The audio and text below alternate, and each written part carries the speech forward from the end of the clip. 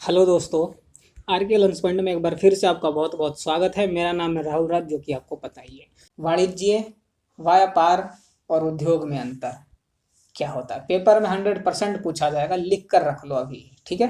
तो उद्योग, वाणिज्य और व्यापार में क्या अंतर है देख लेते हैं। सबसे पहले क्रियाएं कैसी की जाती हैं। तो उद्योग में वस्तुओं और सेवाओं का उत्पादन किया जाता है। इंडस्ट्री में, उद्योग में वस्तुओं और सेवाओं का उत्पादन किया जाता है। वाणिज्य में क्या किया जाता है, वस्तुओं और सेवाओं का वितरण किया जाता है। उद्योग में क्या किया जाता है, उनका उत्पादन किया जाता है। वाणिज्य में उनका वितरण किया जाता है और व्यापार में इनका क्रय विक्रय किया जाता है, ठीक है। व्यापार में इनका क्रय विक्रय किया जाता है। पूंजी की आवश्यकता होती है या नहीं होती। उद्योग में बड़ी मात्रा में कार्यशील पूंजी व स्थायी पूंजी की जरूरत होती है, ठीक है। जो उद्योग होते हैं, कार्यशील और स्थायी पूंजी की इसमें बड़ी मात्रा में जरूरत पड़ती है।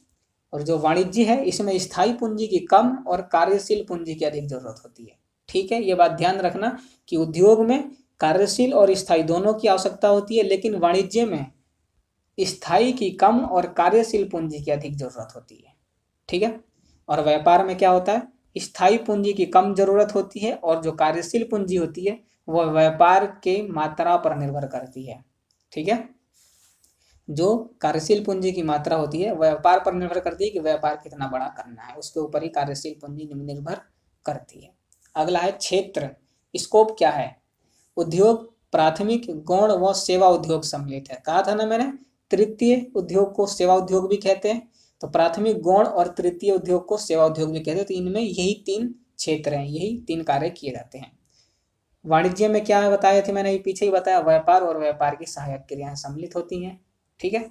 और व्यापार में देशी और विदेशी व्यापार सम्मिलित होता है। समझ में आ गई बात। अगला है उपयोगिता सृजन। उद्योग में इसके अंदर रूप उपयोगिता का सृजन होता है, ठीक है। उद्योग के अंदर ही रूप उपयोग क्या करते हैं, रूप उपयोगिता का सृजन करते हैं। और वाणिज्य, इसके अंदर समय स्थान उपयोगिता का सृजन किया जाता है। समय और स्थान उपयोगिता का सृजन वाणिज्य में किया जाता है। और व्यापार में क्या किया जाता है, स्वामित्व उपयोगिता का सृजन किया जाता है, ठीक है।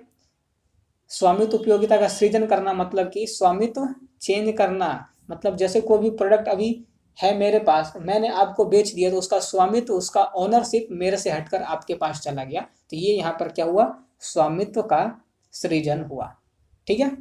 अगला है जोखिम तत्व। उद्योग में अधिक जोखिम होता है, उद्योग में सबसे अधिक जोखिम होता है, ठीक है।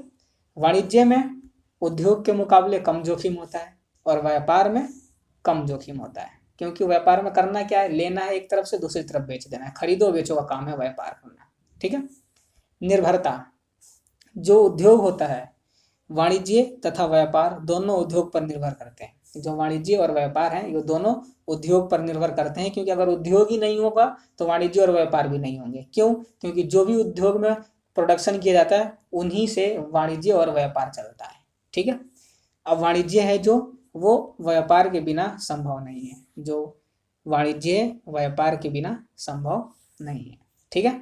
और जो व्यापार है, व्यापार के अभाव में वाणिज्य और उद्योग संभव नहीं है। मतलब कि जो तीनों चीजें हैं वो एक दूसरे से इंटरकनेक्टेड है। उद्योग वाणिज्य के बिना अधूरा है, वाणिज्य व्यापार के बिना अधूरा है, व्यापार उद्योग और वाणिज्य के बिना अधूरा है। तीनों चीजें आपस में जुड़ी हुई है, इंटरकनेक्टेड है। तो ये यहाँ पर हमने इन तीनों में अंतर पढ़ लिया, इसका स्क्रीनशॉट ले लो या लिख लो, क्योंकि ये बहुत ही इंपॉर्टेंट है, ये पेपर में 100% पूछा जाना ही है, ठीक है। तो आज की वीडियो में बस, और अभी तक आपने हमारे चैनल को सब्सक्राइब नहीं किया तो सब्सक्राइब कर लो और नोटिफिकेशन को ऑल पर सेट कर लो, ताकि नोटिफिकेशन मिस ना हो। कमेंट करके जरूर बताना जैसा भी हो, लाइक कर देना वीडियो को, अपने दोस्तों के साथ भी शेयर कर देना जो बिजनेस स्टडी 11th क्लास की हिंदी में पढ़ना चाहते हैं। तो आज की वीडियो में बस इतना ही, बहुत जल्द मैं आपके साथ अगली वीडियो में मिलूंगा, तब तक के लिए गुड बाय, जय हिंद, जय भारत।